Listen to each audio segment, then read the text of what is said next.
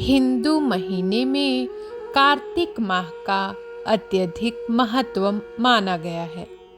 इस पूरे माह में स्नान, दान तथा अन्य धार्मिक कार्यों को करना शुभ माना गया है। कार्तिक स्नान के साथ तुलसी जी की पूजा का भी अत्यधिक महत्व है। इसी माह में तुलसी जी का विवाह भी कराया जाता है। जिन्हें कन्या संतान नहीं होती, वह तुलसी जी का विवाह शालिग्राम जी से कराकर कन्यादान का सुख पाते हैं। इसी कार्तिक माह से जुड़ी दो कहानी आप सभी तक पहुंचाने का प्रयास किया जा रहा है। पहली कथा, कन्या की भक्ति। एक कन्या थी।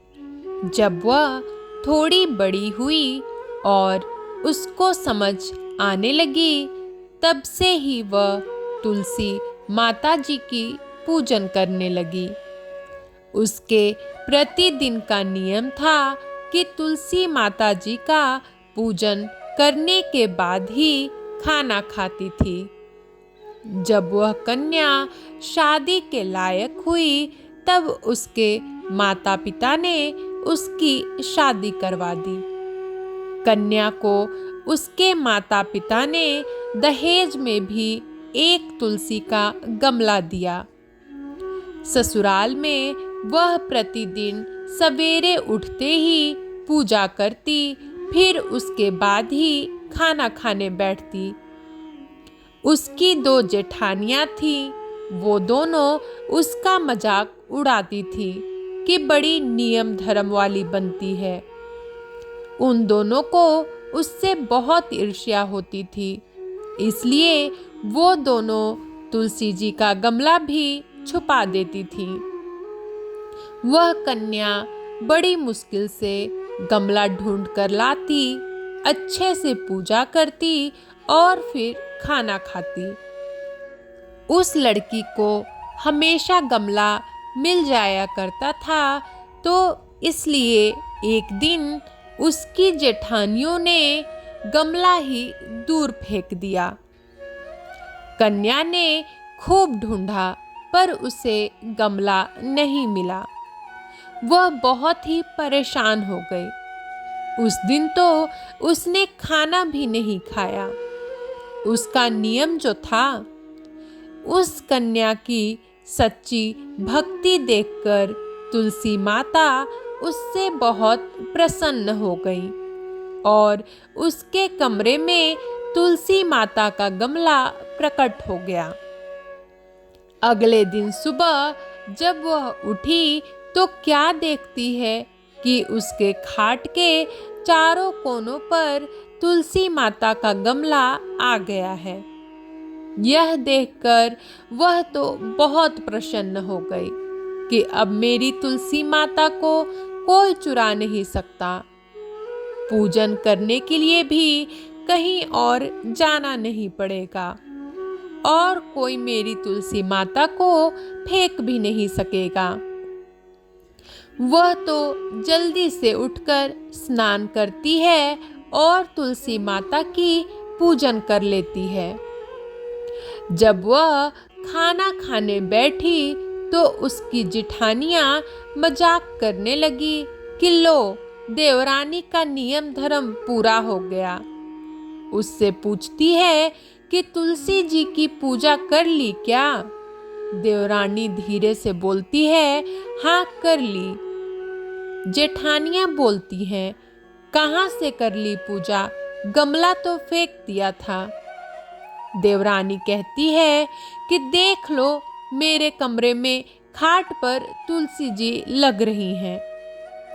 जेठानियां बहुत शर्मिंदा हुई और बोली कि देवरानी, तुम्हारी भक्ति सच्ची है।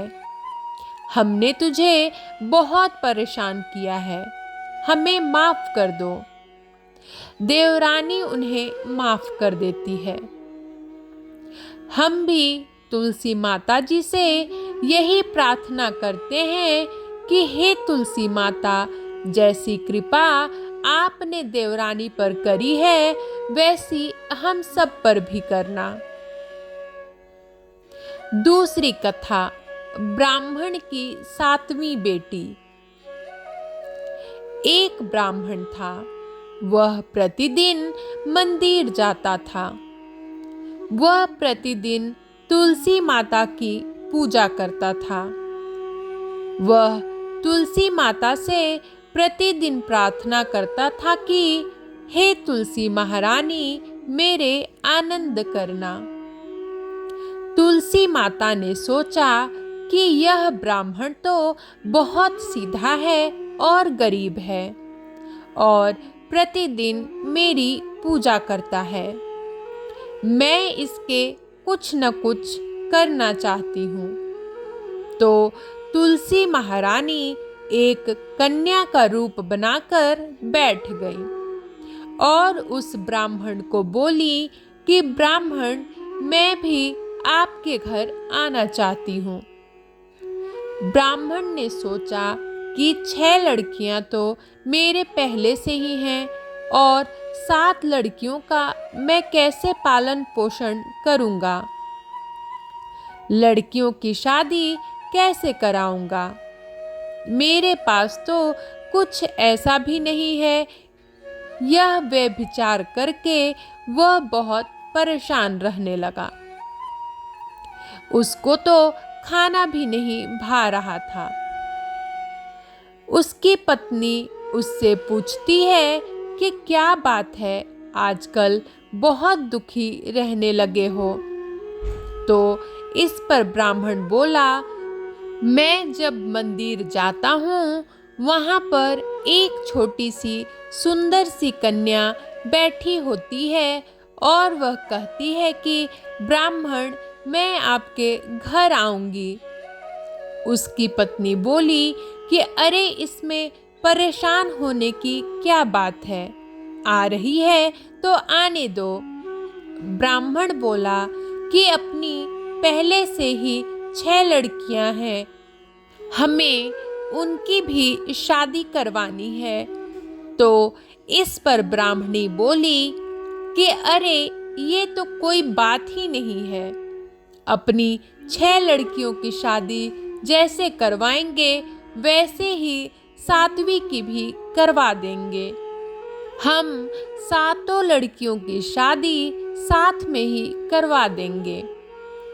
अगले दिन जब वह ब्राह्मण मंदिर गया तो उस छोटी कन्या ने पूछा, ब्राह्मण, मैं आपके घर आऊं?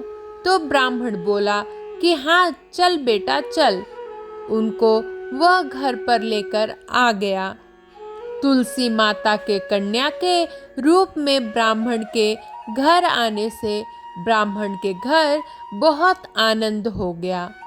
घर में लक्ष्मी की बारिश हो गई। जब ब्राह्मण 7 कन्याओं की शादी के लिए वर ढूंढने जाने लगे तो उस छोटी कन्या ने कहा कि मेरे तो शालिग्राम जी के मंदिर में जाकर शालिग्राम जी को बोलना कि बारात लेकर आएं और मेरी 6 बहनों के तुम्हारी इच्छा से वर ढूंढ लेना। तुलसा महारानी की कृपा से उनके सब जेवर, कपड़ा, खाना सब तैयार हो गया और अच्छी धूमधाम से उनकी शादी हो गई और उस ब्राह्मण पर तुलसी माता की कृपा हुई। हम भी तुलसी माता जी से यही प्रार्थना करते हैं कि जैसे ब्राह्मण पर उनकी कृपा हुई वैसे ही हम सब पर अपनी कृपा बनाना और हमारा जीवन भी आनंदमय बनाना। जय तुलसी महारानी, जय विष्णु भगवान।